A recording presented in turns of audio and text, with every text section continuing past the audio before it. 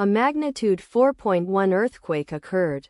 Northern Sumatra, Indonesia. 147 kilometers WNW of Payakumbuh, Indonesia, or 98 kilometers SSE of Padangsidampuan, Indonesia. On Monday, the 30th of June 2025, at 23 hours 49 minutes and 17 seconds local time.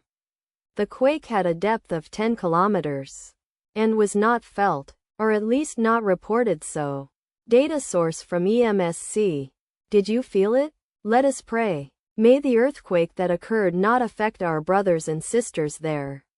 May the earthquake not happen again. And may God protect everyone. Amen.